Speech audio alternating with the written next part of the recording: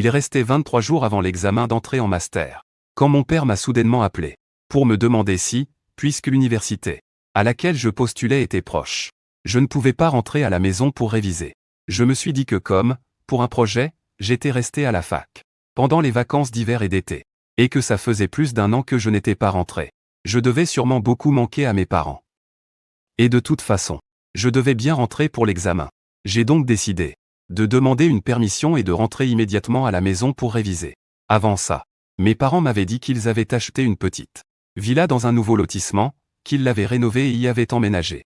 En arrivant, j'ai découvert que la nouvelle maison se trouvait dans un quartier désert et isolé de la ville. La ville est divisée par une rivière en 2 rives, la rive sud et la rive nord. La rive nord est la zone urbaine où vit la grande majorité des habitants. Autrefois, la rive sud était une zone montagneuse inexploitée. Récemment, le gouvernement a rasé une partie de la montagne pour y construire une nouvelle zone urbaine, mais elle n'était pas encore entièrement développée. Seules quelques usines et centres de tri postal avaient construit des entrepôts sur la rive sud. Il n'y avait aucune infrastructure de loisirs. Notre lotissement était le nouveau projet, et le seul sur la rive sud. Il se composait de rangées de petites villas identiques, fraîchement construites. Et presque personne n'avait encore emménagé. Une vraie banlieue fantôme. À peine rentré à la maison, j'ai posé mes bagages et, tout excité, j'ai entraîné mes parents pour faire le tour de la nouvelle villa. C'est une villa de 3 étages avec un sous-sol. Elle a une cour, mais pas très grande. Et la maison elle-même n'est pas très spacieuse non plus. Le rez-de-chaussée, c'est le garage. Mes parents ont chacun une voiture. Et ils m'en achèteront une quand j'aurai mon permis. Du coup, au rez-de-chaussée, il y a de la place pour 3 voitures, plus une pièce pleine de bric-à-brac .modèle. Au 2e étage, il y a la chambre parentale. Ma chambre, un salon. Et 2 bureaux. Le 3e étage, c'est un grand salon. Et la cuisine. Après un rapide coup d'œil à l'agencement, mon père m'a demandé à voix basse si je voulais voir la cave. J'ai tout de suite accepté et je l'ai suivi. J'ai suivi mon père au 1er étage, jusqu'au débarras. En ouvrant la porte, j'ai vu un tas d'appareils électroménagers de l'ancienne maison et quelques planches de bois. Une armoire, rien de spécial. J'ai regardé autour de moi, perplexe. On ne devait pas aller à la cave. Mon père a murmuré d'un air mystérieux. C'est l'entrée de la cave. Notre cave. Elle a coûté une fortune à construire. À l'intérieur, on conserve des grands crus et quelques documents secrets. Sur ce, mon père a ouvert l'armoire. J'ai jeté un œil et j'ai vu des vêtements, qui dataient de plusieurs années. Mon père s'est approché de l'armoire, a écarté les vêtements et a appuyé sur un point à l'intérieur. Derrière l'armoire, une petite fissure est soudainement apparue. C'était une porte secrète. Mon père est entré le premier. Il a allumé la lumière et je l'ai suivi précipitamment. En entrant, j'ai découvert que c'était une petite pièce avec une seule porte. À l'intérieur, tiens, une porte à l'intérieur d'une autre. Ma chérie, va entrer le code. C'est ton anniversaire. D'accord, papa, ai-je dit, tout excité, en me dirigeant vers la porte. J'y suis allé. J'ai entré le code et j'ai tourné la poignée. Mais la porte ne s'est pas ouverte. Je me suis retourné. Et j'ai vu que mon père faisait déjà demi-tour pour sortir. Soudain, j'ai réalisé quelque chose de stupéfiant, c'était un piège. En sortant de l'armoire, j'ai vu que mon père était passé derrière la pile de vieux appareils. Les yeux écarquillés, j'ai vu une entrée apparaître dans le sol et je me suis demandé, ça, ce n'est plus juste pour se protéger des voleurs, n'est-ce pas? Je suis descendu par l'escalier et tout en bas. Il y avait une grande porte en fer qui semblait très épaisse, avec un lourd. J'ai donné quelques coups sur le cadenas qui pendait à la porte en fer. Le son mat m'a indiqué à quel point elle était épaisse. Mon père a sorti la clé pour ouvrir le cadenas. Il a fallu qu'on pousse la porte ensemble pour réussir à l'ouvrir. J'étais de plus en plus suspicieux et mal à l'aise. Ce n'était clairement pas pour se protéger des voleurs. Alors, à quoi ça servait? Vas-y, entre le premier. Je monte appeler ta mère. On a quelque chose à te dire. Mon père, me regardant d'un air sérieux, alors que je me tenais près de la porte en fer, m'a caressé la tête. Puis il s'est retourné pour monter au 1er étage. Je suis resté devant la porte en fer. 1000 scénarios se bousculant dans ma tête. Je suis entré en silence dans la cave.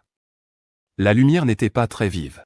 Mais après avoir clairement distingué l'agencement de la cave, j'ai commencé à vraiment m'inquiéter. Cette cave ne pouvait pas faire partie du lotissement. Vu sa taille, on aurait dit un énorme bunker. La cave était presque entièrement remplie de caisses, grandes et petites, empilées, ne laissant que quelques passages menant aux portes de plusieurs pièces. J'ai jeté un coup d'œil rapide et j'ai vu toutes sortes de nouilles instantanées, de biscuits de survie, de conserves, de grains, d'huile de cuisson, d'épices, de farine, de riz, de céréales, de pâtes et de produits d'hygiène. Principalement de la nourriture. Aucune friandise, que des produits de première nécessité. J'ai estimé grossièrement que, si ça ne périmait pas, il y en aurait assez pour que notre famille mange pendant 7 ou 8 ans. Je n'ai pas touché aux provisions et, en silence, j'ai marché vers la pièce la plus proche. J'ai remarqué qu'il y avait 6 pièces en tout. Mais dans notre famille, nous ne sommes que 3. Si 2 servaient de chambre, à quoi servaient les autres? La porte de cette pièce était aussi en fer, moins épaisse que celle de l'entrée, et elle n'était pas verrouillée. J'ai poussé la porte. L'intérieur était plongé dans le noir complet. Sans fenêtre, pas un seul rayon de lumière n'entrait. C'était comme une gueule béante. Une sensation d'impuissance asphyxiante m'a envahi. Je ne savais pas où était l'interrupteur. Je ne pouvais que rester là, à fixer le vide devant moi. C'était une chambre de panique? Mais pourquoi faire? Une épidémie? Impossible. En écartant toutes les possibilités. La dernière, aussi absurde soit-elle, devait être la vérité. Je pense que mes parents ont dû entendre quelque chose aux infos. J'ai fermé la porte et je suis restée silencieuse. Jusqu'à ce que j'entende leurs pas. Ce sont des zombies. On ne sait pas, on n'en est pas vraiment sûr, maman. Elle a secoué la tête. Chichi, écoute-moi. Tu te souviens de ton cousin? Le fils de ton oncle. Si. Il n'était pas parti étudier à l'étranger? Maintenant, il travaille comme assistant dans un laboratoire de biochimie. Il y a 2 mois, il a envoyé un message à ton oncle, disant que dans son laboratoire, ils avaient trouvé le cadavre d'un grand singe dans une grotte. Les professeurs l'ont ramené pour l'étudier, et ont découvert que le corps du singe portait un virus préhistorique, mortel pour les primates. Ils ne comprennent pas encore complètement le mécanisme de la maladie. Ils ont mis le corps dans un incubateur stérile pour le conserver. À ce moment-là, ton cousin a appelé ton père et lui a dit de se préparer. Il sentait que quelque chose clochait avec ce corps, infecté par un virus préhistorique, mais le cadavre était intact, sans se décomposer. Il a conseillé au professeur d'abandonner les recherches. Mais personne ne l'a écouté. Pendant qu'il parlait, mon père a sorti son téléphone et me l'a montré. C'était la conversation avec mon cousin. Il y a 3 jours, il a envoyé un message vocal. Le corps a repris vie. C'est le chaos, de ce côté. Il reste 1 semaine ou 2. La voix de mon cousin était hachée, et il m'a semblé entendre des grognements et des pleurs. On a contacté ton oncle. Ils ont acheté un château d'eau abandonné dans une zone rurale et montagneuse. Ils comptent y rester quelque temps. J'ai eu un blanc. Notre vie paisible était sur le point de s'achever. En reprenant mes esprits, j'ai couru serrer mes parents dans mes bras. Heureusement, dans l'apocalypse, notre famille était encore réunie. C'était peut-être le plus grand bonheur de la fin du monde. Mon père m'a tapoté l'épaule. Notre mission d'approvisionnement n'est pas encore terminée. Les provisions auxquelles ta mère et moi avons pu penser sont limitées. On n'a pas non plus osé demander quoi que ce soit en ligne. De peur de révéler notre adresse. Ça nous mettrait en grand danger. Oui, dans l'apocalypse, le plus effrayant. Ce ne sont pas les zombies ensanglantés, mais le cœur des hommes. Là où il y a des gens, il y a des conflits. Tu as bien fait, papa. Alors, on va d'abord acheter plus de provisions. On fait l'inventaire, il y a beaucoup trop de choses. Allons d'abord faire des réserves. Il nous reste 3 jours, on va se séparer. On achètera tout ce qu'on pourra. On ne peut pas se faire livrer à domicile. Je les ai vite arrêtés. Quand vous faisiez des réserves, avant, personne ne vous a découvert? Maman m'a souri pour me rassurer. Ne t'inquiète pas. Ton père m'a dit de ne pas révéler l'adresse, alors. Personne à part toi n'est au courant pour notre nouvelle maison. Tous les achats ont été livrés à l'ancienne maison. Pour que tout le monde pense qu'on y vivait encore. Et ensuite, la nuit, on les a ramenés en voiture. J'ai poussé un soupir de soulagement, je ne m'attendais pas à ce que papa soit si malin. Bien sûr. Mon père nous a pris la main, à maman et à moi. Allez, continuons les courses, tous les 3. On s'est séparés. On s'est simplement réparti les tâches. Papa s'occuperait de l'équipement de base, et maman des articles du quotidien. Quotidiennement, et je continuerai à faire des provisions. Après avoir dit au revoir à mes parents, j'ai conduit jusqu'au plus grand supermarché de gros du coin. C'était un mercredi. Il n'y avait pas trop de monde. J'ai couru au rayon des snacks et en voyant les innombrables sortes de gâteaux apéritifs sur les étagères, je me suis mise à réfléchir. Premièrement, je ne sais pas si les zombies sont sensibles à l'odeur ou au bruit. Donc, pas de hot pot ni de nouilles aux escargots de rivière. C'est compliqué à préparer, et il est facile, pour les autres, de sentir l'odeur. S'ils découvrent qu'il y a du monde dans cette villa, nous serons en danger. Deuxièmement, les trucs comme les chips. Ça prend beaucoup de place et ça fait du bruit quand on en mange. Donc, je les ai aussi laissés tomber. Les lamelles pimentées. Ça donne trop soif, et l'eau sera une ressource précieuse. Les biscuits? Non. C'est trop sec et ça demande beaucoup d'eau. La gélatine? Non plus. Ça prend de la place et ça ne cale pas. J'ai donc parcouru tout le rayon des snacks et je n'ai pris qu'un peu de viande séchée, du bœuf, du porc, et divers fruits déshydratés. Ça donne de l'énergie et ça ne prend pas beaucoup de place. Parfait. Je ne sais pas combien d'espace il y a dans le sous-sol. Alors il vaut mieux acheter des choses rentables. Ensuite, je suis allé au rayon légumes. Voir tous ces légumes. Si frais et si verts m'a donné la migraine. Les légumes ont une durée de conservation courte et ils pourrissent facilement. Mais on ne peut pas s'en passer. J'ai décidé de ne pas en acheter. Pour le moment. J'en parlerai à mes parents à la maison. Pour voir comment régler le problème. Des légumes. Après, le rayon des surgelés. J'ai fait un tour, porc, bœuf, poulet, fruits de mer. J'ai tout mémorisé sans prendre chaque article. Un par un. Parce que je manquais de temps et que je ne pouvais pas tout porter. Pour finir, je suis allé au rayon riz et nouilles. J'ai choisi les types de nouilles. De dumplings et de wonton nécessaires, j'ai pris un paquet de chaque. Aujourd'hui, j'ai poussé mon chariot directement jusqu'au bureau du directeur. Je lui ai dit que pour chaque article dans mon chariot, je voulais 10 cartons. En entendant que c'était une grosse commande, le directeur s'est empressé de m'accompagner dans le magasin. En désignant les produits du rayon surgelé, je lui ai dit qu'il me fallait 30 kilos de porc, 30 de bœuf, 30 de poisson et 10 de calamar, 10 kilos de crevettes, et j'ai pris quelques autres fruits de mer, en me disant qu'on pourrait les finir ce soir-là. Ensuite, j'ai choisi 20 sacs de riz et 20 de farine. Huile, sel, sauce, vinaigre, soja. Sauce soja, 20 de cuisine, 5 cartons de chaque condiment. Finalement, j'ai payé. J'ai laissé l'adresse de l'ancienne maison et j'ai demandé la livraison. Puis j'ai conduit jusqu'à l'ancienne maison pour y attendre. Pendant que j'attendais, j'ai commandé plusieurs douzaines de cartons de nouilles instantanées sur une application de livraison de repas. Environ 10 minutes plus tard, les camions ont commencé à arriver les uns après les autres dans ma cour. Laissez-les simplement dans la cour, ça ira. Je ne voulais pas qu'ils entrent dans la maison, parce que les meubles avaient déjà été presque entièrement enlevés. Il ne fallait pas qu'ils sachent qu'en réalité, nous ne vivions pas ici. J'ai été occupé tout l'après-midi, jusqu'à ce que la cour soit pleine. En partant, j'ai entendu des livreurs plaisanter en disant qu'avec autant de provisions, s'il y avait un confinement, d'autres nous envieraient. Mon cœur s'est serré, je devais agir vite. Ces livreurs savaient qu'il y avait des provisions ici. Il y avait une chance que lorsque les zombies arriveraient, ils viennent piller les provisions. Nous devions tout déplacer dans l'obscurité, sans nous faire repérer. J'ai appelé mes parents pour leur demander quand ils viendraient aider au déménagement. Ils m'ont dit de rester à l'ancienne maison pour l'instant, et qu'ils viendraient à minuit.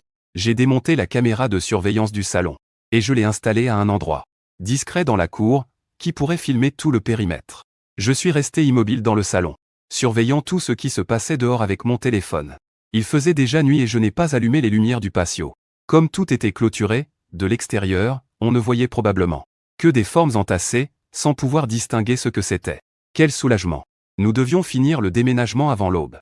Vers 1h du matin, mon téléphone m'a réveillé. Mes parents étaient arrivés. On s'est mis en mouvement tous les trois. Discrètement. On se relayait pour conduire et transporter les provisions. Comme nous étions les seuls à avoir emménagé. Il n'y avait pas de gardien de nuit. Notre voiture entrait par lecture de plaques, alors personne ne nous a vus. On a été occupés comme ça toute la nuit. Et on a finalement réussi à rentrer toute la nourriture. Je n'avais plus la force de faire l'inventaire, ni même de regarder ce que mes parents avaient préparé. Je me suis effondré de fatigue dès que ma tête a touché l'oreiller. Le matin, je me suis levé. J'ai ouvert les rideaux et j'ai vu la lumière du soleil. Sur la pelouse, rien ne laissait présager la fin du monde. Je suis monté au 3e étage et j'ai découvert que mes parents avaient déjà préparé le petit déjeuner. Pendant que je mangeais, je leur ai demandé comment on allait s'organiser pour les légumes. Maman a suggéré qu'on les cultive dans le jardin. Elle a dit qu'elle avait lu dans des histoires de zombies que les gens finissaient toujours par cultiver des légumes pour leur apport en vitamines. En plus, avec la clôture qui nous entoure, ce serait plus sûr. J'y ai réfléchi un instant. Non, non, impossible. Si quelqu'un vient, on se cachera tous dans la cave. S'ils entrent dans la maison et qu'ils ne voient personne, mais qu'ils tombent sur des légumes frais qui poussent, de la nourriture et des voitures, ce ne serait pas un signe évident qu'il y a des gens cachés ici, et qui vivent plutôt bien. Ils pourraient deviner qu'on a plein de provisions. Ce serait bien trop dangereux. Papa était plutôt d'accord avec moi. Cultiver des légumes dans le jardin, c'est beaucoup trop risqué. Et si on renforçait la clôture? J'ai secoué la tête. Notre lotissement a une décoration uniforme. Nous ne devrions pas en altérer l'apparence pour optimiser notre camouflage au milieu de ces maisons vides. Notre maison est située tout au fond. Si quelqu'un vient pour piller, il est probable qu'ils fouilleront d'abord les villas de devant. Ils penseront que celles du fond sont vides et ils laisseront tomber. C'est la solution la plus avantageuse pour nous, leur ai-je expliqué. J'ai d'abord exposé mon raisonnement à mes parents. Primo, gardons l'apparence originale de la villa, sans rien y ajouter. Les zombies se fichent des clôtures. Donc pour les empêcher d'entrer, une simple barrière suffira. Secondo, les 3 voitures garées au rez-de-chaussée sont beaucoup trop visibles. Si un intrus découvre que nous sommes les seuls résidents, il pourrait, pour le peu de provisions qu'il reste, s'installer chez nous pour un bon moment. Ça augmenterait le risque qu'il découvre notre cachette. Au sous-sol. Tertio. Le sous-sol a un ventilateur qui a besoin d'électricité pour fonctionner. Mais si seule notre maison est équipée de panneaux solaires, ce sera aussi beaucoup trop voyant. Le mieux, c'est d'en acheter plus pour en équiper chaque maison. Non seulement les panneaux solaires stockeront plus d'énergie, mais ils réduiront aussi le risque d'être découverts. Quarto, pour l'eau, le mieux est de stocker de l'eau en bouteille. Par chance, nous sommes dans le sous-sol, sans avoir à nous soucier de la capacité de charge du bâtiment. On peut donc en stocker une quantité énorme. On pourrait aussi avoir un purificateur d'eau, mais il faudra l'utiliser le moins possible, uniquement en dernier recours. Quinto. En ce qui concerne les légumes, pour l'instant, on peut en acheter, et en manger pas mal, puis faire des conserves. Après, il ne nous restera que des légumes déshydratés. Les réhydrater sera la seule solution facile. Sexto. Il nous faut acheter plusieurs grands congélateurs. La viande et le poisson qu'on achètera se conserveront un certain temps. Mes parents écoutaient mon plan, stupéfaits, sentant au fond de son cœur. Notre fille a bien grandi, elle pense à tout. Ne t'inquiète pas, ton père s'est déjà occupé des congélateurs et de l'eau.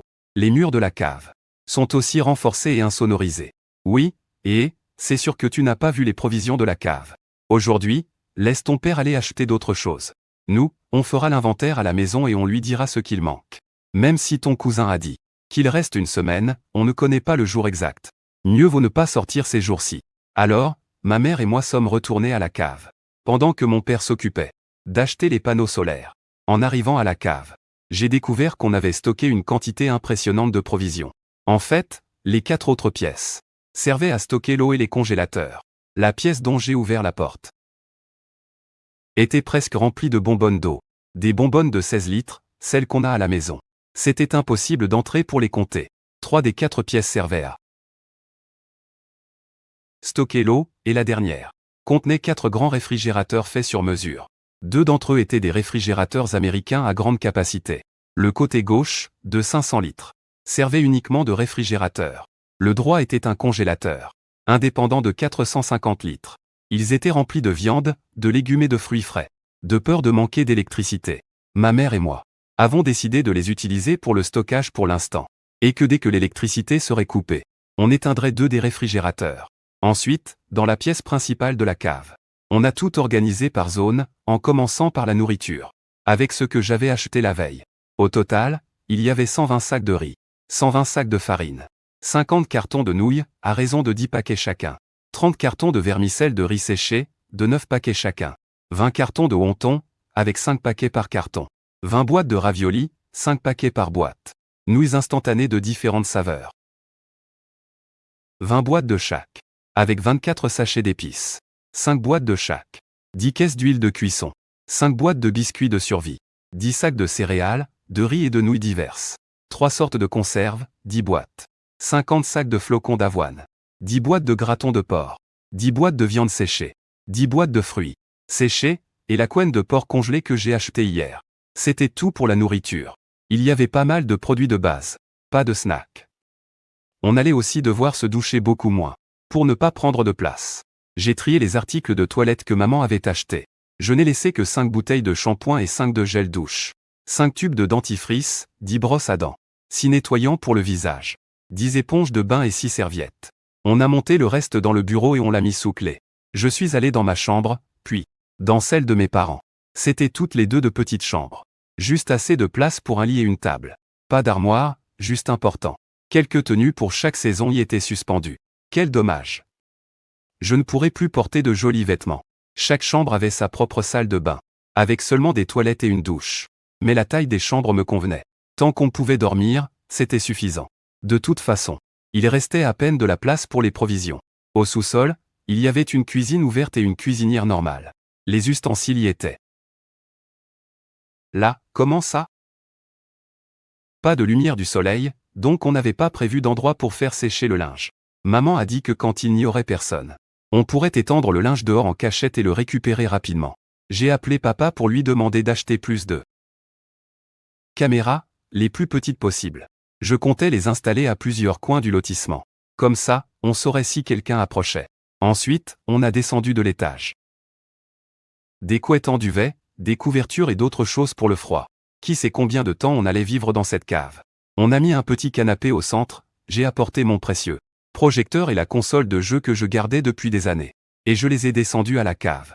Ce soir, je comptais télécharger quelques séries et films que je ne me lasse jamais de regarder. On pourrait discuter, regarder la télé et jouer aux jeux vidéo en famille. En voyant la cave bondée de choses, je ressentais un mélange de joie et d'inquiétude. Si on se faisait découvrir, même si on était 3, si les intrus étaient un groupe d'hommes forts et armés, ce serait difficile de résister, alors. Premièrement, j'ai placé le groupe électrogène, diesel et l'équipement lourd juste devant l'entrée. Ce n'est qu'en les déplaçant qu'on pourrait ouvrir la porte de l'extérieur. Essayer de pousser le grand portail en fer et tout le reste serait presque impossible. Je devais être prudente, bien protéger mes parents. Quand on a fini d'aménager la cave, il faisait déjà nuit. On est remonté à l'étage. Ma mère est allée à la cuisine pour préparer le dîner. Comme papa ne revenait pas, je me suis mise à fouiller le web sans m'arrêter. Soudain, un mot-clé est apparu dans les tendances. Attraper des zombies. J'ai sursauté. Est-ce qu'ils étaient déjà là? J'ai cliqué et j'ai découvert que c'était une phrase d'un blogueur. La fin du monde approche, les zombies sont arrivés. Il n'y avait pas de vidéo, aucune réponse. Juste cette phrase. En vérifiant, j'ai vu que l'IP venait du pays de mon cousin. Au moment où je me demandais si la propagation s'était accélérée et avait déjà atteint notre région, la porte s'est ouverte. Papa est rentré, transportant plus de 10 boîtes de caméras. J'ai dû faire plein de magasins pour trouver ces caméras sténopées. J'étais super contente. Comme ça, on n'aurait pas à s'inquiéter qu'on les découvre. Je comptais faire un tour dans le lotissement ce soir pour dessiner un plan préliminaire. Et ensuite, en prenant notre maison comme point de départ, j'installerai les caméras en étoile.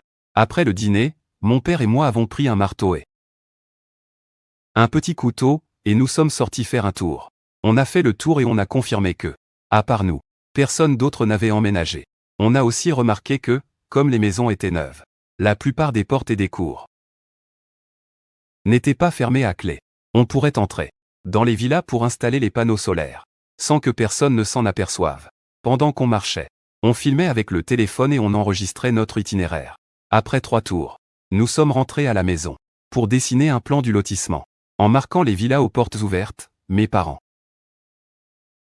se sont préparés à passer à l'action. Le soir même, ils installeraient les panneaux solaires pour éviter tout contretemps. Après les avoir installés sur les autres villas, ils les connecteraient à une batterie centrale, puis ils brancheraient le câblage de notre maison sur cette batterie. Ainsi, on pourrait utiliser l'énergie des autres panneaux. Pendant ce temps, j'ai pris les caméras sténopées déjà connectées à mon téléphone. Et j'ai parcouru chaque recoin du lotissement. Dès que je voyais un bon emplacement, j'en installais une. Au passage, j'en ai placé une à l'entrée principale. Quand nous avons fini d'installer les panneaux et les caméras, je suis rentré à la maison et j'ai montré un œuf à mes parents. Le mot de passe avait été supprimé. Papa a réfléchi un instant. Demain, ce sera la dernière fois qu'on sortira faire des provisions. Moi, j'irai acheter des couteaux et des lames réglementées. Chérie, toi, va à l'hôpital ou à la pharmacie chercher des médicaments. Des antibiotiques, pour la grippe, l'estomac, des antidouleurs, et oui, achetant une bonne quantité. Passe par plusieurs pharmacies pour ne pas éveiller les soupçons. D'accord. J, toi, continue d'acheter de la nourriture. Tu peux acheter quelques-uns de tes snacks préférés et plus de litière pour chat. On se retrouve à la vieille maison. Quand vous aurez fini ce soir, laissez vos voitures là-bas, ne les amenez pas ici. Allongé sur mon lit. Je pensais que demain serait le dernier jour où je sortirais avant l'apocalypse. J'avais le cœur lourd. En quoi ce monde allait-il se transformer? avec la mission de demain en tête. Je me suis lentement endormi. Je me suis réveillé très tôt. Et j'ai découvert que mes parents étaient déjà partis. Précipitamment. J'ai enfourné un morceau de pain dans ma bouche et j'ai conduit jusqu'au supermarché. Je ne suis pas allé à mon supermarché habituel. Les employés me connaissaient déjà et si j'y retournais, il aurait été trop. Enfin. Facile qu'on me reconnaisse et qu'on ait des soupçons. Je suis allé dans un autre grand supermarché. Et j'ai acheté plein de mes snacks préférés. J'ai même pris 2 grandes bouteilles. De la boisson pour gamer. J'ai aussi acheté 5 sacs de litière pour chat. Cette fois, je n'achetais que des snacks ordinaires, je n'avais pas besoin de faire aussi attention. Juste après avoir payé. En arrivant sur le parking, j'ai vu au loin un attroupement. Sans savoir de quoi il parlait. Par précaution, je me suis dépêché de rejoindre ma voiture. J'ai tout mis dans le coffre et je me suis assise au volant. Après m'être assuré que les portières étaient bien verrouillées, j'ai conduit lentement vers la foule. Il y avait trop de monde. Je n'ai pu m'arrêter qu'un peu à l'écart. J'ai baissé la vitre et j'ai demandé à un homme d'un certain âge qui se tenait sur le côté, « Qu'est-ce qui se passe ?» Des jeunes étrangers sont arrivés en voiture et à peine descendus. Ils se sont évanouis les uns après les autres, vous voyez ? Ils ne convulsent même pas. On a déjà appelé l'ambulance. Ne t'approche pas. Ma petite, ça fait vraiment peur. Le monsieur, qui portait tranquillement 2 grands sacs, m'a expliqué, des étrangers. Ils convulsent. En entendant ces mots, j'ai été terrifié. J'étais sur le point de m'enfuir et de remonter ma vitre. Quand j'ai vu dans son sac 2 boîtes de lait en poudre pour bébé. Je n'ai pas pu m'empêcher de lui dire, « Monsieur, vous devriez rentrer chez vous aussi. » J'ai entendu dire que ces derniers jours, la grippe est très forte. Il vaut mieux faire des provisions et rester à la maison, c'est plus sûr. Il a rajusté les sacs dans ses mains, et puis, il a dit, vous avez raison. Je vais rentrer préparer quelque chose de bon à ma fille. Et il s'est dirigé rapidement vers sa voiture. J'ai appelé mes parents. Et tout en conduisant, je leur ai raconté ce que j'avais vu au supermarché, ignorant les cris derrière moi. Tout le monde partait. Les 4 jeunes étrangers gisaient sur le sol, en pleine convulsion. De l'écume blanche sortant de leur bouche. Tous les gens venaient de sortir du supermarché avec leurs courses. Ils portaient des sacs, des grands et des petits. Mais la curiosité les retenait là, formant plusieurs cercles autour d'eux. Quelqu'un a appelé une ambulance ? Oui, je l'ai déjà appelée. Ils disent qu'elle est en route. J'ai aussi appelé la police, ils sont en route. C'était le chaos, mais personne ne s'approchait pour aider. Je suis médecin, laissez-moi passer. À ce moment-là, un homme s'effrayait un chemin et s'est approché de celui qui convulsait le plus fort. D'une main, il lui a maintenu la tête, pendant que de l'autre, il lui ouvrait un œil pour l'examiner. L'œil était complètement injecté de sang. Ces filaments rouges semblaient avoir leur propre vie, se déplaçant lentement dans le globe oculaire. L'homme a froncé les sourcils et juste au moment où il allait continuer son examen, celui qui convulsait a soudainement vomi un jet de sang noir et épais. Et il s'est effondré, le visage contre terre. « Monsieur, ça ne va pas ?» L'homme lui tapota le dos, essayant de l'aider à s'asseoir. « Vous pouvez me parler, monsieur ?» Il n'avait pas fini sa phrase, que le jeune étranger se redressa d'un coup et lui mordit le cou. Malgré les coups que l'homme lui portait, il lui arracha du cou un morceau de chair. La foule qui observait la scène s'est mise à hurler. De chair. La foule qui observait la scène s'est soudain mise à hurler. Et tout le monde s'est enfui en courant dans tous les sens. Mais ils étaient trop nombreux et chargés de sacs, alors. Ceux qui se trouvaient au centre ne pouvaient pas se déplacer rapidement. À cet instant, les autres personnes qui convulsaient se sont mises à vomir du sang elles aussi. Elles se sont relevées immédiatement et se sont jetées sur la personne la plus proche, commençant à mordre et à déchiqueter. La chair de leur victime était arrachée par lambeaux. Le sang giclait de toutes parts. Après avoir mordu, ils se relevaient et se jetaient sur la personne suivante. La scène était un chaos total. Dans la cohue générale, personne ne remarqua l'homme. Mon chien, qui avait été mordu en premier, et qui gisait également sur le sol, se mettant à convulser. Quand je suis arrivé au garage de l'ancienne maison, j'ai trouvé mes parents qui faisaient les 100 pas. Dans la cour, morts d'inquiétude. À peine ai-je ouvert la portière et suis-je sorti que ma mère a couru pour me serrer dans ses bras. « Siji, on était si inquiets pour toi. » Je lui ai tapoté le dos pour la calmer. Je ne m'attendais pas non plus à ce que l'épidémie de zombies soit si proche de moi. J'ai fait signe à papa d'ouvrir le coffre et de transférer les provisions dans sa voiture en premier. Au moment où nous déplacions la litière pour chat, le voisin d'à côté est sorti et nous a vus en souriant. « Vous avez fait les courses ? Vous avez acheté quoi ? De bon ? Mon père a instantanément changé de geste. Il allait la mettre dans son coffre, mais il a changé de direction et l'a posée par terre. Comme s'il venait de le sortir, puis il a un peu penché le sac de litière pour que le voisin puisse le voir et a dit calmement, « Non, c'est juste que si j'y veux un chat. » On a acheté de la litière, un petit panier et tout ce qu'il faut. Le voisin a regardé le sac et a semblé comprendre. La prochaine fois, dit j'ai d'amener le petit chat pour qu'on joue et qu'on mange ensemble. Puis il a ramassé le linge dans la cour et il est rentré. J'ai poussé un soupir de soulagement. Maman allait mieux, elle aussi, et nous a aidés à déplacer nos affaires. Après ça, une fois prêts, on est tous montés dans la voiture de papa et on est parti. La route était remplie de voitures qui roulaient à toute allure et de gens qui couraient, paniqués. Les pleurs et les cris se mélangeaient, c'était impossible de savoir d'où ils venaient. Soudain, une voiture devant nous a perdu le contrôle. Elle n'a pas freiné dans le virage et s'est encastrée dans un magasin. Quelques secondes plus tard, une femme, l'épaule en sang, a ouvert la portière et en est sortie en titubant. Ses vêtements étaient déchirés, ses cheveux en bataille et son visage couvert de sang. Elle avait les yeux injectés de sang. Elle n'avait pas l'air d'une personne normale. Sa bouche était déchiquetée, un amas de chair et de sang, qui lui fendait le visage jusqu'aux oreilles. En voyant notre voiture, elle s'est jetée sur nous sans hésiter. On roulait très vite. On n'a pas eu le temps de freiner. Elle s'est écrasée directement. Contre la portière. La portière du conducteur, son visage collé à la vitre.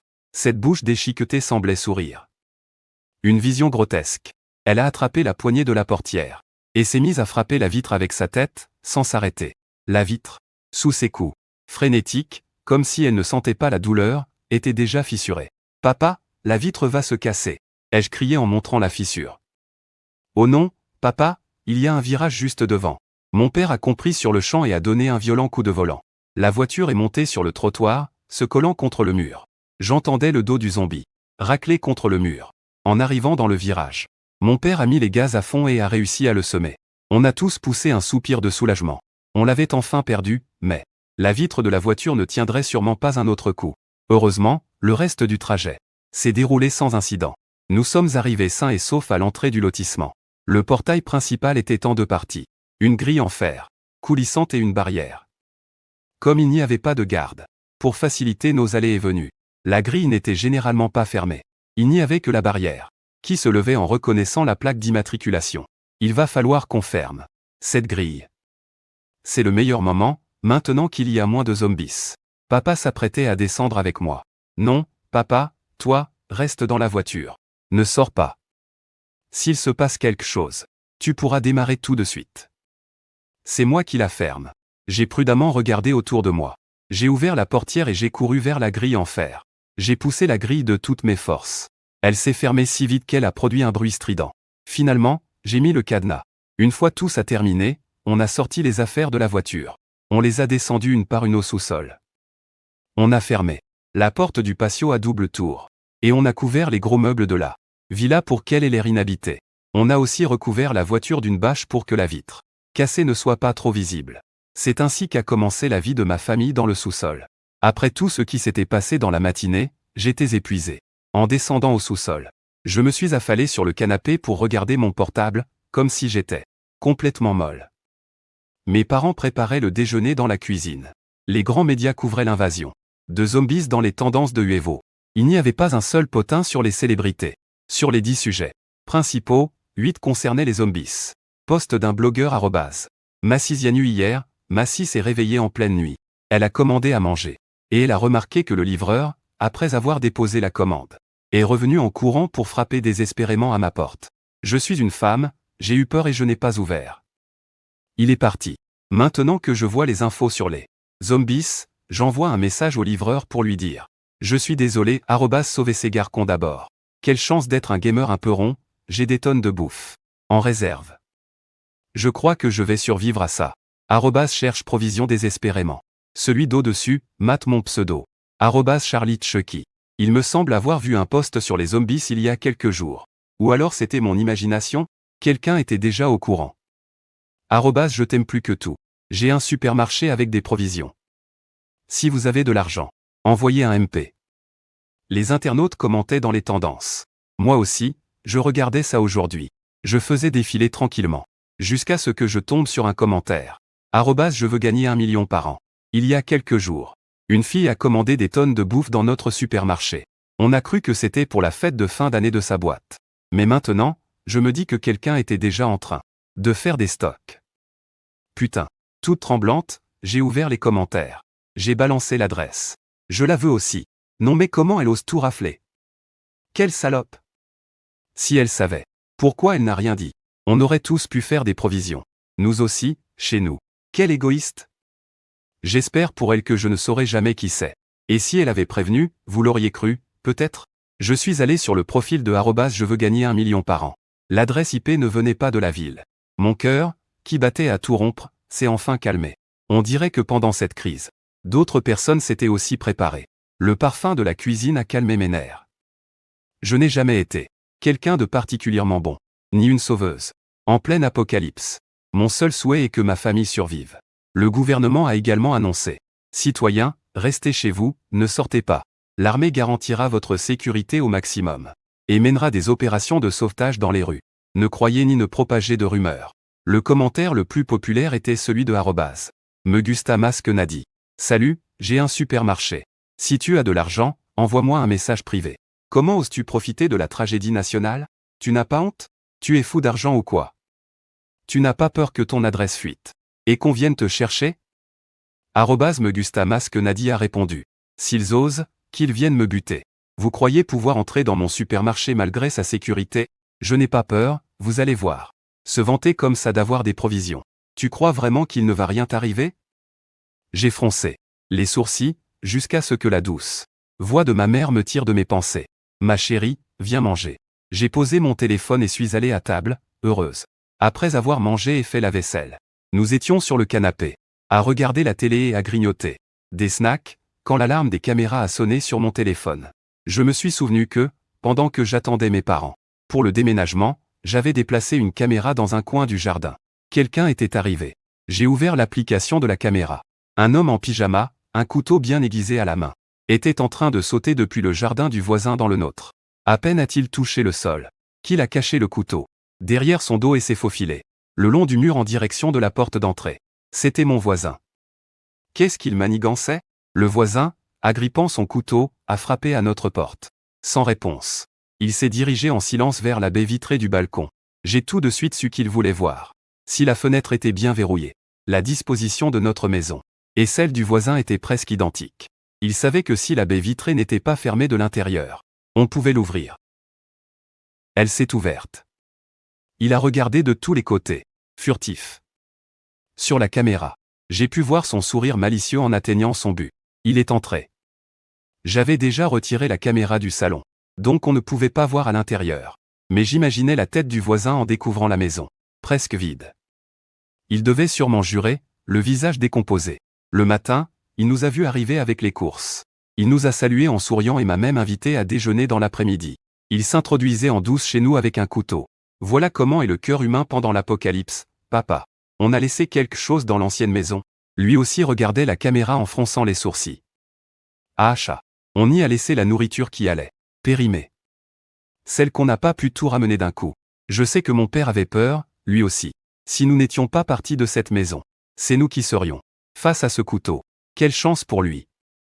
Il a même pu prendre un peu de nourriture. Peu de temps après, sa silhouette furtive est réapparue sur la caméra. Ses deux mains étaient pleines de provisions. Il les a jetées par-dessus le mur et est retourné en chercher d'autres. À son 4e aller-retour, quelqu'un a frappé fort contre la grille du jardin. Tiens, d'autres visiteurs. Quelle animation. J'ai sorti quelques graines de tournesol de mon paquet de snacks. Et je me suis installé pour assister au spectacle. Le voisin, lui, tremblait de peur. Le sac qu'il portait lui est tombé des mains, en faisant du bruit. Ceux du dehors l'ont entendu et ont frappé encore plus fort. Merde, on t'a entendu. Et, il y a quelqu'un à l'intérieur, c'était le bruit d'un sac. Il est sûrement en train de compter les provisions. Ouvre la porte. Me force pas à la défoncer. Fais pas le con avec nous. Je ne voyais pas dehors. Seulement au son. J'ai su que c'était un groupe d'hommes costauds, et pas un seul. Je voyais seulement la petite silhouette de mon voisin, tremblant dans le jardin. Il est revenu furtivement vers la baie vitrée. Il est entré lentement, a verrouillé et a disparu. Le groupe d'hommes, n'obtenant aucune réponse, est devenu encore plus furieux. Je ne sais pas ce qu'ils ont fait. Dehors, mais la grande grille en fer de la cour. Ils l'ont frappée jusqu'à ce qu'elle se mette à trembler. 10 minutes plus tard, la grille n'a pas résisté et s'est effondrée. Pendant tout ce temps, je n'ai pas vu sortir le voisin, alors je suis resté caché chez nous. Ils sont entrés. 5 ou 6 hommes. Tous grands et forts, chacun armé de couteaux, de bâtons ou de pelles. J'ai plissé les yeux pour voir leur visage. Ils m'étaient familiers. Je les avais sûrement vus ces derniers jours. Mais je n'arrivais pas à m'en souvenir. Ils ont montré du doigt le sac que le voisin avait laissé tomber, en marmonnant quelque chose. Puis, un homme a levé un marteau et a frappé la baie vitrée. Le verre a volé en éclats. Ils sont entrés de force. Je crains que ça se termine mal pour le voisin. En sortant, ils transportaient tous joyeusement de lourds sacs de riz et de farine. Le dernier homme, un type corpulent, est sorti couvert de sang. Il portait le voisin ensanglanté sur son épaule, le sortant avec eux. Un homme corpulent a dit rageusement. Ils n'ont pas ramené des tas de provisions ici il y a quelques jours? Ça y est, je les reconnais. Ce sont les déménageurs. Le chef a eu un rire glacial. Ils ont dû se cacher ailleurs. Peut-être qu'ils nous regardent de quelque part. Après ces mots, ses yeux ont balayé la cour. Une fois, puis ils sont partis. Une sueur froide m'a parcouru le dos. C'était comme s'ils m'avaient regardé droit dans les yeux. Mes parents ne disaient pas un mot. Leur visage était sombre. Qu'est-ce qui se passe? Ma mère a réagi. Ils ont emmené Lila Ozan. Ils ont emmené Lila Ozan. Lila Ozan, c'était notre voisin, le 3e fils de la famille Lee. Tout le monde l'appelait comme ça. Sur l'écran, on pouvait encore voir une flaque de sang dans la cour, qui partait de la maison jusqu'à la porte. Lila Ozan, ils l'ont déjà tué. Alors, la seule raison pour laquelle ils l'ont emporté. Je n'osais pas y penser, mais c'est pour le manger, a dit mon père calmement. Ma mère a couru à la cuisine pour vomir dans l'évier. Moi, j'ai ravalé ma nausée, assise en silence sur le canapé. Au bout d'un moment, ma mère est revenue. Je les ai regardés fixement. Il ne faut pas être trop bon. Après l'histoire de Lila Ozan, on a perdu l'appétit. Alors on est allé se coucher tôt. Allongé dans mon lit, je regardais mon téléphone. J'ai compris que le monde extérieur était un chaos total. La tendance numéro 1 sur œuf, c'était le massacre au supermarché. En cliquant dessus, j'ai vu que le propriétaire du supermarché dont tout le monde parlait avait posté une vidéo où il montrait ses provisions. C'était un vrai de vrai supermarché. Des étagères pleines, et l'entrepôt aussi, sans aucun doute. Le propriétaire n'apparaissait pas, mais sa voix était grasse et orgueilleuse. Il disait que si quelqu'un payait, il partagerait quelques trucs. En entendant ces prix, j'ai retenu mon souffle. Un paquet de chips pour 1000 balles. Quel sale type. Peut-être qu'il ne comprenait pas que dans cette apocalypse à durée indéterminée, l'argent est la chose la plus inutile qui soit. J'ai ouvert mon propre paquet de chips et j'ai continué à lire les commentaires. Sans exception. Tout le monde l'insultait. Les injures pleuvaient. Le propriétaire s'en fichait. Il s'est même répondu à lui-même. Si vous êtes si courageux, venez donc me tuer. Et il a épinglé le commentaire. Lassé, j'ai quitté l'appli pour voir la situation des zombies. Presque toutes les villes avaient des foyers d'infection.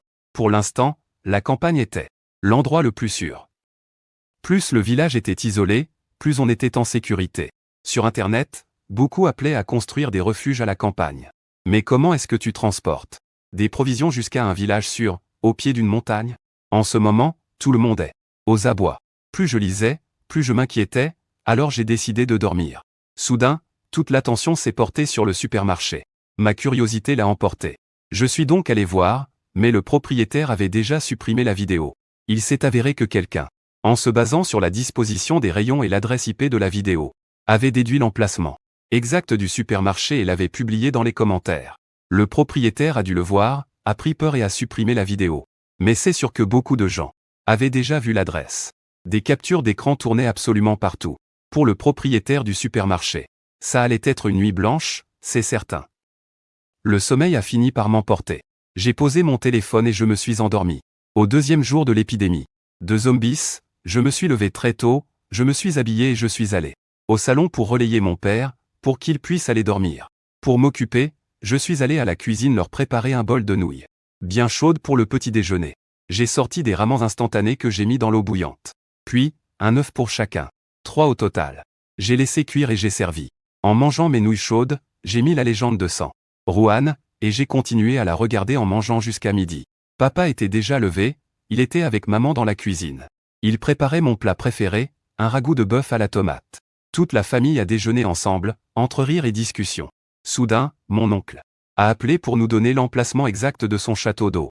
Ils avaient vu les infos et sentaient que la ville n'était plus sûre. Qu'il valait mieux aller dans les montagnes.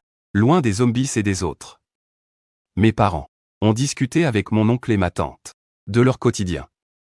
Moi, je suis resté sur mon téléphone, sur Wahoo. C'était le moyen le plus rapide de savoir ce qui se passait dehors. Et qui sait combien de temps Internet allait encore tenir. Le propriétaire du supermarché a posté une nouvelle vidéo. Je m'attendais à une autre vidéo de frime, mais en l'ouvrant, j'ai vu un homme un peu corpulent, ligoté et à genoux, le visage inondé de larmes et de morve. Il hurlait qu'on l'épargne. C'était quoi ce délire? Son expression devenait de plus en plus terrifiante. Un homme costaud armé d'une machette est apparu dans la vidéo. Il a visé la tête du gros et l'a tranché. La tête du gros est tombée par terre, roulant jusqu'au pied de l'homme robuste. Ça ne lui a rien fait. Il a shooté dans la tête ensanglantée comme si c'était une ordure. Une ordure comme une autre. Le sang a giclé partout, mais personne n'a nettoyé. La vidéo s'arrêtait là. Ces gens, au deuxième jour de l'épidémie à peine, ils tuaient déjà.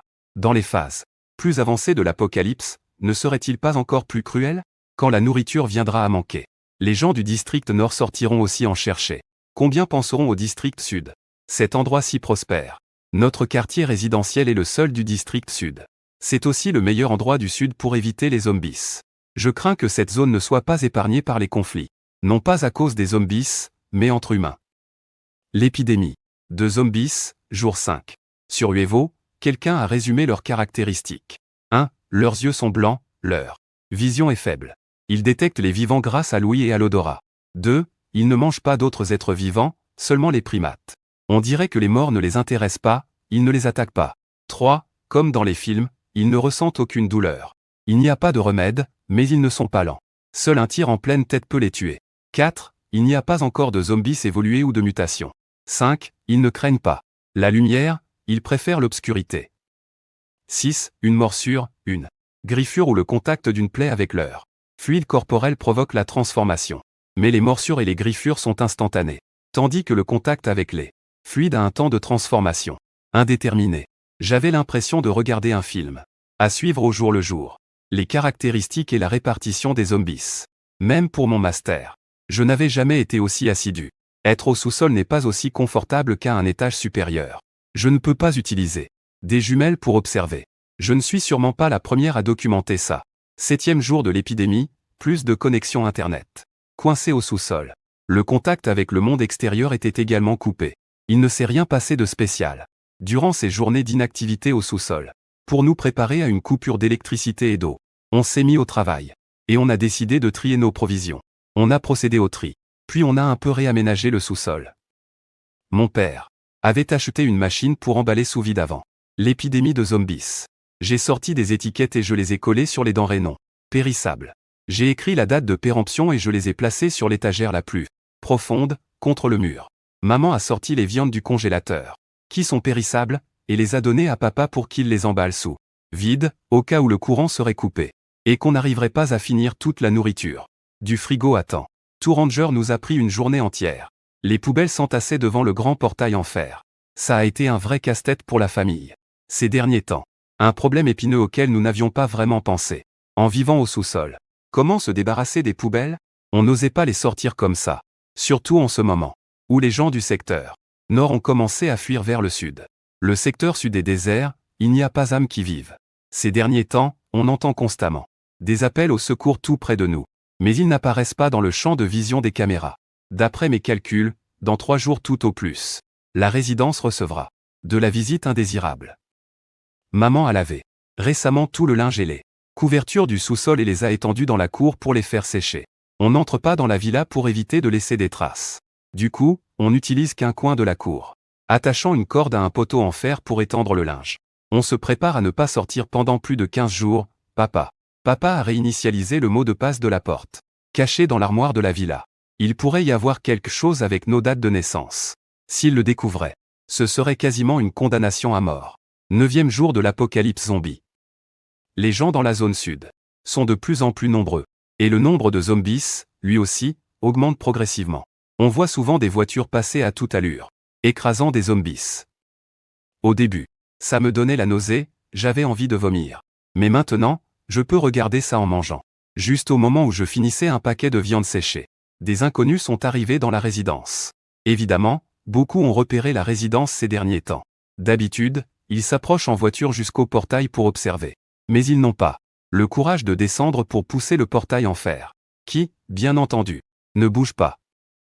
Alors, ils repartent en trombe. Cette fois, 4 fourgonnettes sont arrivées. On ne voyait pas bien combien de personnes il y avait à l'intérieur. Elles se sont arrêtées une par une à l'entrée de la résidence, utilisant leur véhicule comme bouclier. 2 ou 3 types sont descendus et ont poussé ensemble le portail en fer, en voyant qu'il était verrouillé. L'un d'eux, furieux, a balancé un grand coup de pied dedans. Le bruit métallique a attiré les zombies des environs. Les zombies ont encerclé les véhicules, martelant frénétiquement les vitres. Le nombre de zombies ne cessait de croître. Certains commençaient même à s'entasser, les uns sur les autres, essayant désespérément de grimper sur les voitures. En voyant ça, les 2 types se sont immédiatement planqués dans leur véhicule. Il y avait une bonne horde de zombies autour des 4 fourgonnettes. J'ai regardé, perplexe, l'écran de la caméra de surveillance. Pourquoi est-ce qu'ils ne démarraient pas? Qu'est-ce qu'ils attendaient? La dernière fourgonnette a ouvert son coffre et a répandu une grande quantité de sang. Du sang? Mais c'était quoi comme sang, ce qu'ils ont amené? Du sang, les zombies ont senti le sang. Ils se sont mis à courir en horde vers la dernière camionnette.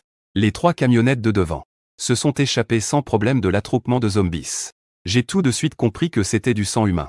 Juste derrière le coffre, ils avaient jeté quelque chose d'ensanglanté, attaché avec une corde épaisse à l'arrière du véhicule. Les zombies se sont rués dessus pour le mordre. C'était une personne. Ils avaient attaché une personne derrière la voiture. Sans hésiter, la camionnette a démarré. La corde a traîné la personne, ensanglantée sur le sol, laissant une longue traînée de sang. La personne se débattait sans arrêt. Elle était vivante. La camionnette ne s'est pas arrêtée, elle a continué d'avancer, seulement un peu plus lentement. Ils voulaient utiliser cette personne pour attirer les zombies loin de la communauté et les emmener ailleurs. Après le départ de la camionnette, il ne restait plus que la traînée de sang. Même après avoir vu tant de scènes de zombies se faisant écraser, je suis resté glacé d'horreur en regardant la traînée de sang à l'entrée. Une personne vivante, attachée derrière une voiture et traînée par terre. Un frisson m'a parcouru l'échine. Au fond de moi, je savais que leur but était d'entrer dans la communauté. Pouvait-on encore appeler ces gens des êtres humains? 9e jour de l'épidémie de zombies. Après l'incident d'hier, nous avons décidé de sceller la porte de la cave. Ma mère a ramassé tous les vêtements, redonnant silencieusement l'apparence d'un lieu inhabité. J'ai attendu maman devant la porte du débarras, puis j'ai vérifié que la porte cachée était bien fermée. Avant que la porte cachée ne se referme, j'ai balayé un peu de poussière fine de la cave et j'ai utilisé un sèche-cheveux pour le répandre uniformément dans toute la pièce, créant l'illusion que personne n'était entré. Papa nous attendait à la porte de la cave. On a fermé ensemble le grand portail en fer. On l'a sécurisé avec des chaînes. On l'a calé avec une butée et pour finir, on a empilé tout le matériel mécanique devant l'entrée. Même si on avait de l'isolant phonique, j'ai mis de côté la nourriture qui pouvait faire du bruit, comme les chips et les ingrédients frais. Je leur ai retiré leur emballage et je les ai mis dans des boîtes hermétiques. Et voilà comment on s'est retrouvé devant l'écran de surveillance, à attendre toute la journée, sans quitter des yeux les voitures qui passaient devant l'entrée. Mais on n'a vu aucune trace de ces gens-là. Hier, ils ont fait un tel boucan, et aujourd'hui, rien jusqu'au soir. Ces gens ne se sont pas montrés. Pendant le dîner, mon père et moi, on a un peu discuté. La probabilité d'une attaque de nuit était faible. La nuit, c'était le territoire des zombies. Alors, on a décidé de maintenir les tours de garde d'une seule personne. 11e jour de l'épidémie de zombies. Ça fait 2 jours.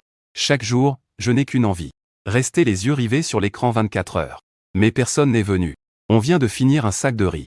Et ma mère vérifie les provisions tous les jours. Elle trouve que cuisiner avec des réserves en abondance, ça la rassure. Qu'est-ce qu'on mange aujourd'hui? J'ai suivi l'odeur jusqu'à la cuisine.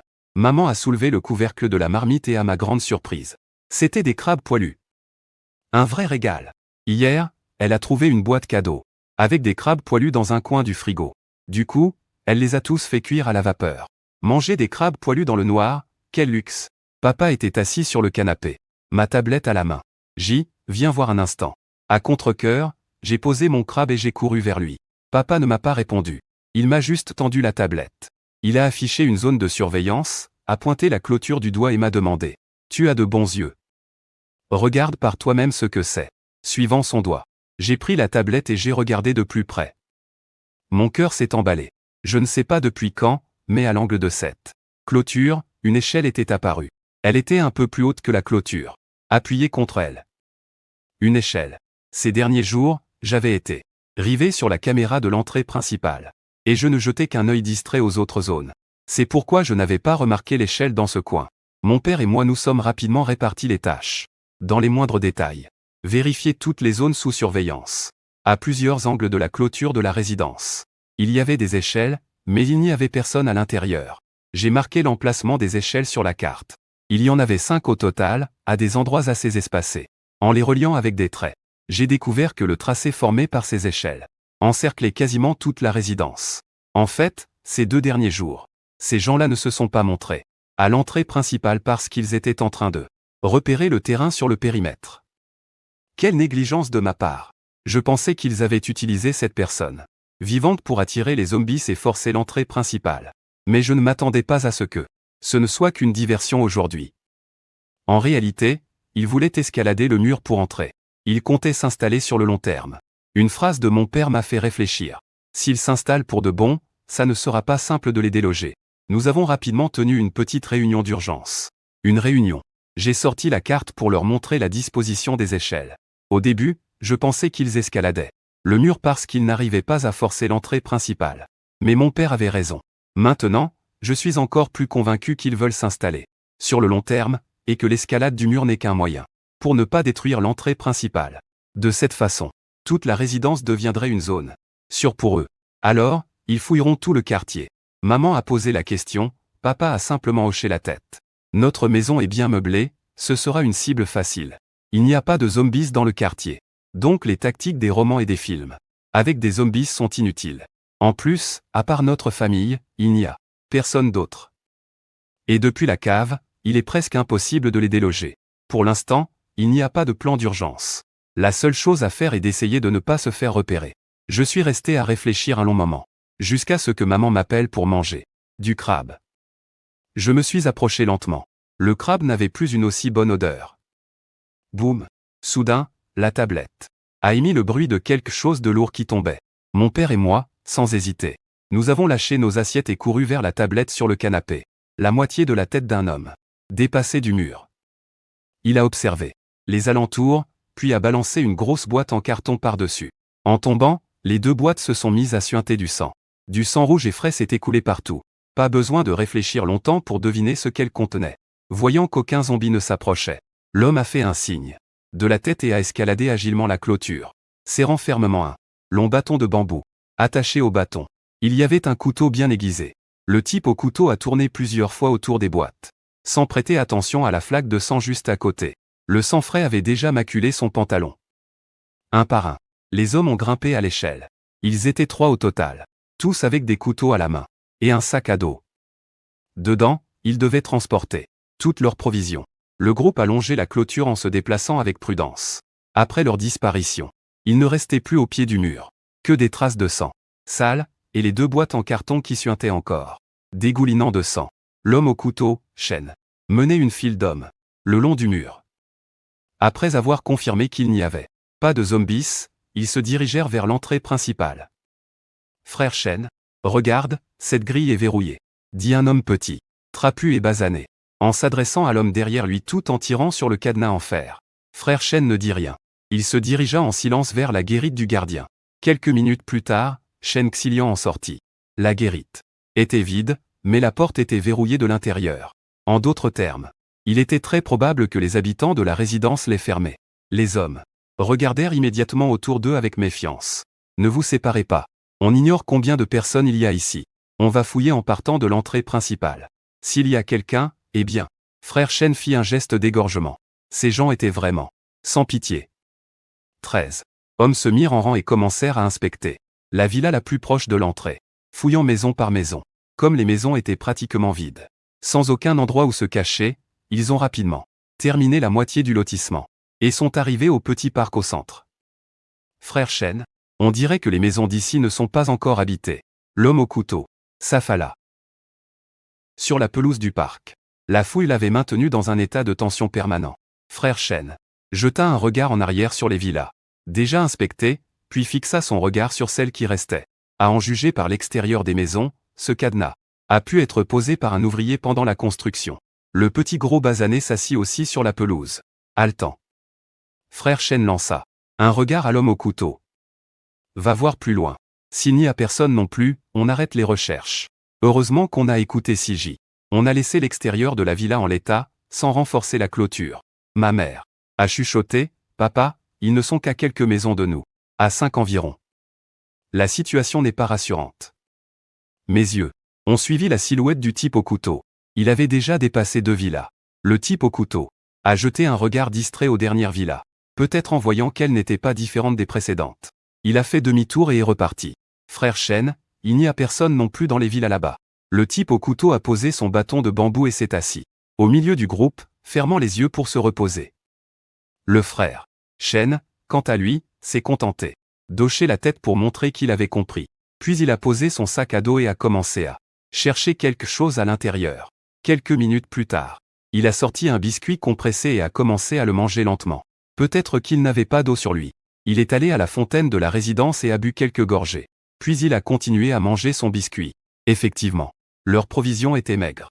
Mais dans la résidence, il n'y avait rien, même pas de nourriture. Ni vêtements, ni eau. Je me suis dit qu'ils ne pourraient pas rester longtemps ici, papa. Papa, avec la nourriture qu'ils ont. Ils peuvent rester ici 3 ou 4 jours tout au plus, avant de devoir repartir. Papa a secoué la tête. Moins il y aura de monde, plus il y aura de ressources. Je pense que mes voisins vont nous offrir un sacré spectacle ici. 12e jour de l'épidémie de zombies. Hier, nos voisins se sont reposés dans une villa, près du parc. Il n'y a pas de caméra à l'intérieur des villas.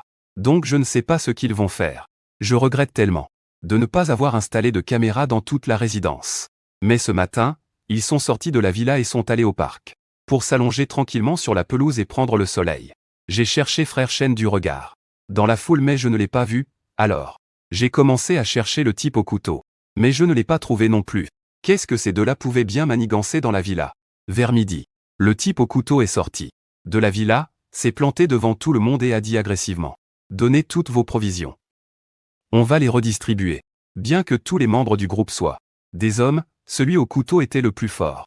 Personne n'a bougé. Chacun serrait fort son sac à dos, sans aucune intention de donner ses vivres.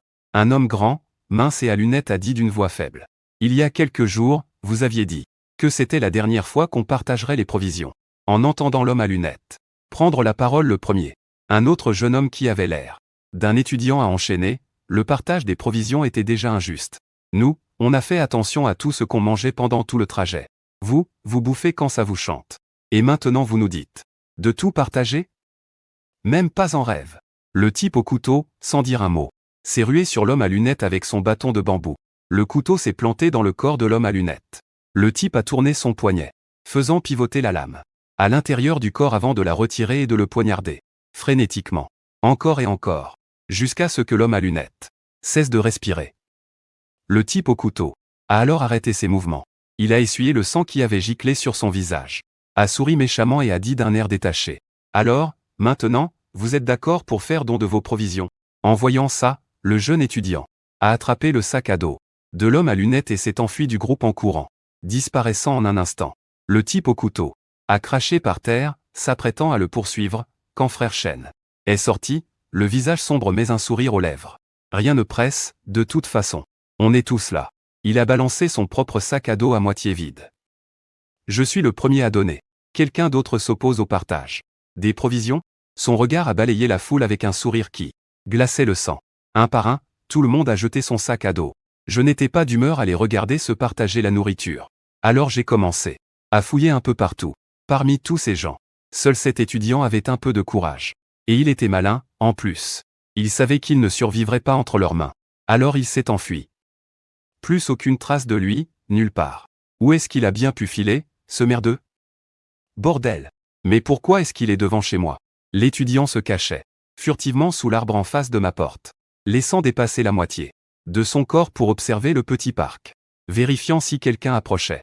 Après avoir confirmé que le type au poignard ne l'avait pas rattrapé, il a vite ouvert le sac à dos qu'il avait ramassé et a vidé toute la nourriture.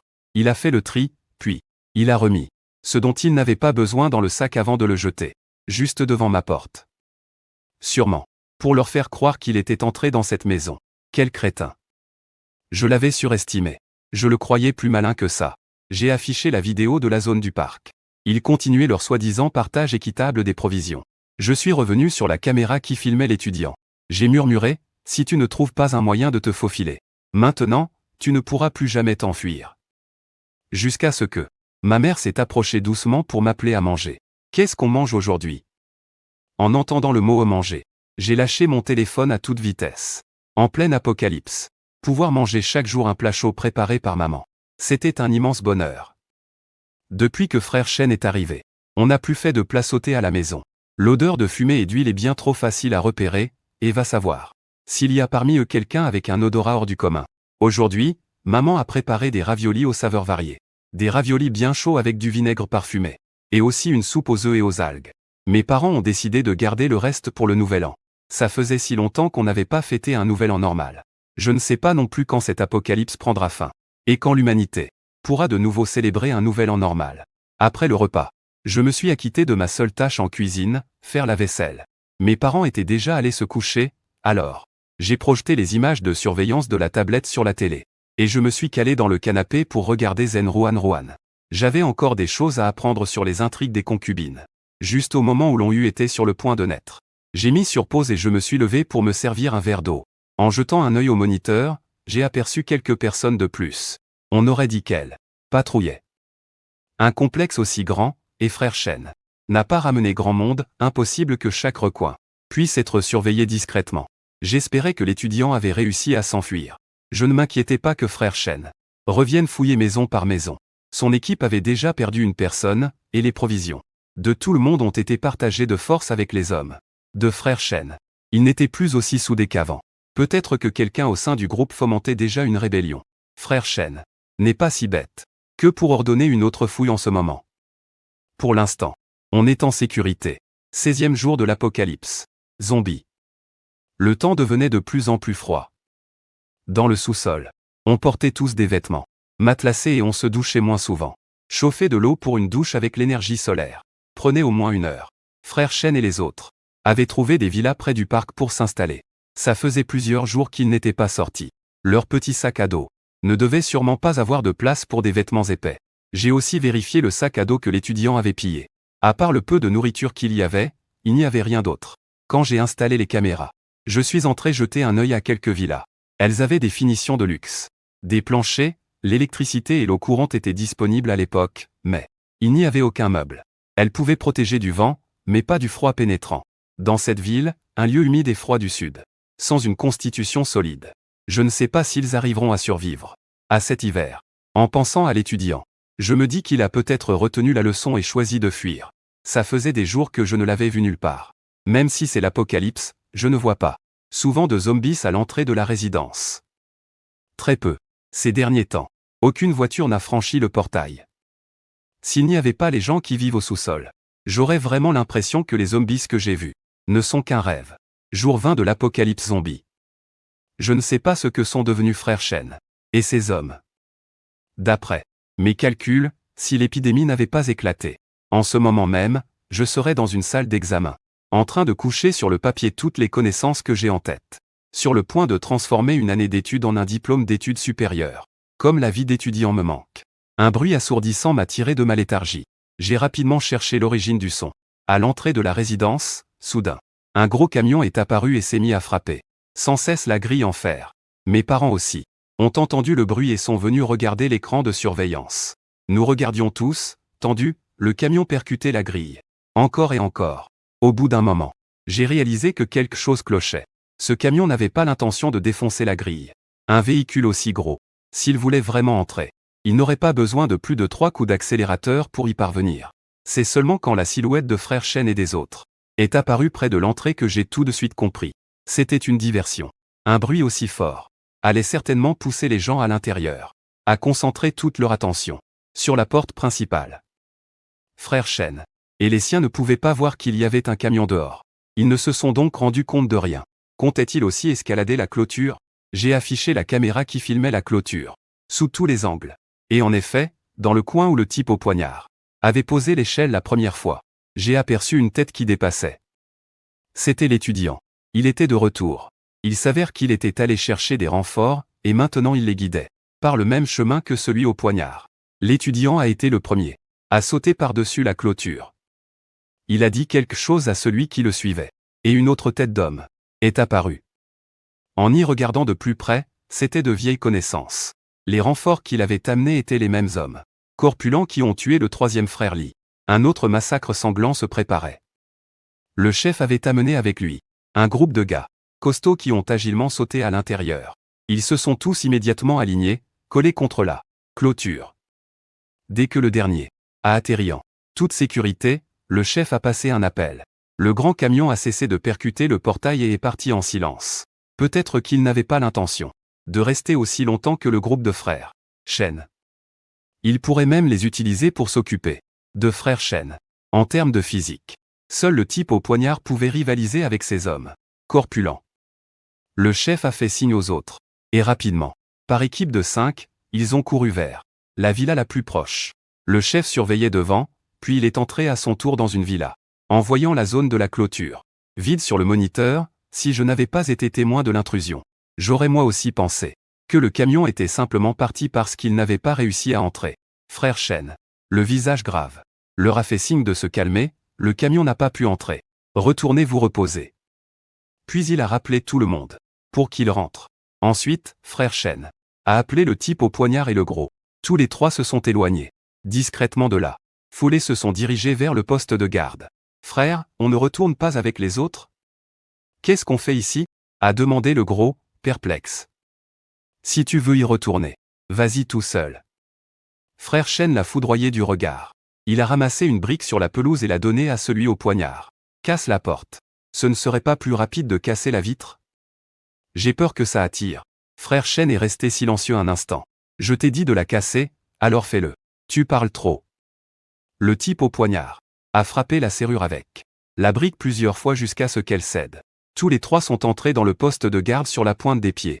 Une fois que je n'ai plus vu de mouvement sur les caméras, j'ai appelé mes parents dans le salon.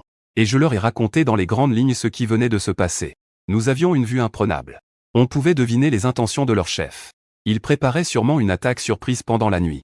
L'étudiant avait dû dire aux hommes costauds qu'il n'y avait pas de zombies dans la résidence.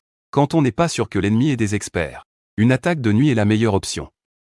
En plus, l'autre groupe ne s'était pas encore rendu compte de l'intrusion. Frère Chen est malin. Il avait probablement déjà remarqué que quelque chose clochait. Il leur a dit de se calmer juste pour utiliser ces gens comme bouclier et gagner du temps pour son propre plan. Je n'arrivais pas encore à déchiffrer toutes ses intentions. Peut-être qu'il pensait que le poste de garde, étant près de la sortie, était pratique pour s'échapper. Ou peut-être qu'il croyait y trouver des armes pour se défendre. Ou peut-être qu'il pensait que l'endroit le plus dangereux était aussi le plus sûr pour se cacher. Quel que soit le cas, l'affrontement de cette nuit était inévitable. Une bataille féroce, et il y avait autre chose qui nous inquiétait. Si ces colosses prenaient le contrôle du quartier, ils fouilleraient tout de fond en comble. Dans un complexe résidentiel vide, s'ils trouvaient une villa habitée, ils mettraient notre maison sens dessus-dessous. Après avoir vu comment ils avaient tué le troisième frère sans pitié, Lee se méfiait d'eux encore plus que du frère Chen. Nous avons décidé que cette nuit-là, toute la famille montrait la garde depuis le salon. J'ai apporté toutes les couvertures sur le canapé. Il faisait froid, on attrapait facilement un rhume et les médicaments se faisaient rares. On devait bien se couvrir. Papa a vérifié la grille et a continué d'empiler des choses pour la barricader. Maman a préparé des nouilles chaudes. La chaleur de la maison nous isolait du froid du dehors. La nuit est tombée et leur chef s'est mis en mouvement. Un par un, ils sont sortis avec leurs armes, se déplaçant en silence dans le noir. Les villas habitées avaient leurs lumières allumées, se détachant dans la nuit. Les colosses se sont divisés habilement en petites équipes et ont avancé vers les villas éclairées. Des cris ont déchiré le silence de la nuit, suivis de supplications et de pleurs. Ça a duré une vingtaine de minutes, puis le silence est revenu. Le frère Chen est sorti discrètement de la guérite. Il est allé jusqu'à la grille et a sorti une clé pour ouvrir la serrure. Incroyable. Il y avait une clé dans la guérite. Le frère Chen a ouvert la grille, juste assez pour se glisser dehors, et il a tapoté doucement La grille en fer. Le gros et le type au poignard ont aussi réussi à sortir. Mais ils ne sont pas partis tout de suite. Au contraire, ils ont rapidement poussé la grille pour l'ouvrir en grand.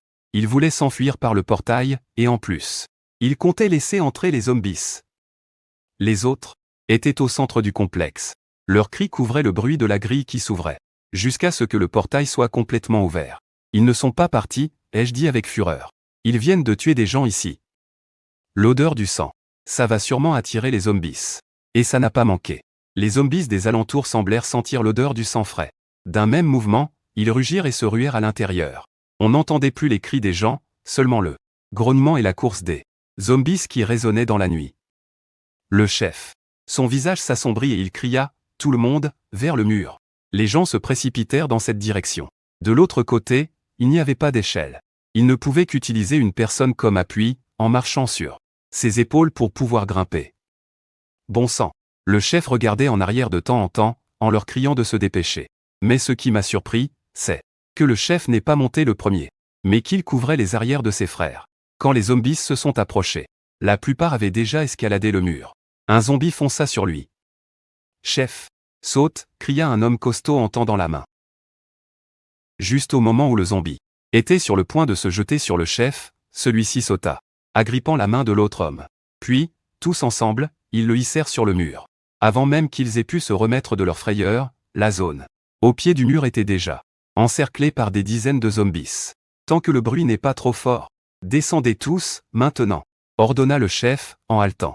Tout le monde obéit, de manière ordonnée, descendit par l'échelle. Le chef passa en dernier. Personne ne le contesta. Cela prouvait qu'il couvrait souvent leurs arrières. Quand ce fut son tour, il souleva l'échelle et la jeta à l'intérieur de l'enceinte. « Chef, qu'est-ce qui se passe ? Tu ne viens pas ?» Ils étaient tous déconcertés. Le chef eut un sourire amer et dit fermement. « Vous devez bien vivre, pour moi. » Sur ces mots, il se laissa tomber en arrière, droit dans la horde de zombies. Tous restèrent horrifiés. Quelqu'un essaya même de remonter sur le mur, mais fut arrêté par quelqu'un de plus rationnel. C'est en maudissant qu'il a été entraîné dans les ténèbres. J'ai vu que lorsque le chef a sauté, ce zombie lui avait griffé la jambe. Mais je ne m'attendais pas à ce qu'il mette fin à ses jours. Avec une telle détermination, c'est difficile de décrire quel genre de personne il était. Le premier jour de l'apocalypse, il a mené ses frères chez moi et nous a volé nos provisions. Il a tué le troisième frère, Lee. Et à peine une demi-heure plus tôt, ils avaient massacré les autres dans la villa, couverts de sang.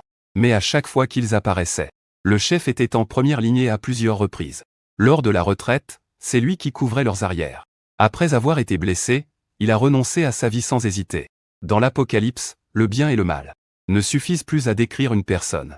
Au lever du jour, nous avons compté les zombies dans la zone visible par les caméras. Le massacre de la nuit dernière. Le sang frais avait attiré un grand nombre de zombies. Ils erraient dans tous les recoins du complexe. Le complexe résidentiel, dont le portail principal était ouvert, laissait voir de l'extérieur les zombies qui y déambulaient. Il était très peu probable que quelqu'un d'autre essaie d'entrer. Maman, papa. On peut revoir la lumière du jour. Ma mère m'a serré fort dans ses bras, en sanglotant. Il s'était passé tellement de choses ces derniers jours. Après avoir vérifié, à plusieurs reprises que les zombies ne pouvaient pas franchir la clôture du jardin, nous avons ouvert la porte du sous-sol et sommes sortis au soleil. Vivre si longtemps sous terre m'empêchait d'ouvrir complètement les yeux, mais je pouvais enfin respirer l'air frais. L'air frais m'a donné l'impression de renaître. Jour 52 de l'apocalypse. Ces derniers temps, un avion survole le complexe. Il diffuse une annonce. Attention, citoyens. La nation a établi une grande base sécurisée au funérarium de la villa. Citoyens qui entendez ce message, vous pouvez vous y rendre par vos propres moyens. La base assure des repas réguliers et des soins médicaux. Vous êtes les bienvenus. Tout excité, j'ai annoncé la nouvelle à mes parents. Nos réserves sont suffisantes. Il vaut mieux ne pas prendre le risque d'aller à la base. Même si mon père était content, il ne comptait pas y aller. Les provisions que nous avions à la maison étaient peut-être même plus importantes que celles de la base. Probablement. Et puis, on ne pourrait pas emporter autant de choses avec nous à la base. Là-bas, la seule protection garantie, c'est contre les zombies. Impossible de savoir si en arrivant sur place, il n'y aura pas aussi des conflits entre les gens à gérer. Nous avons décidé de ne pas y aller, laissant nos provisions à ceux qui en auraient plus besoin. L'aube approche.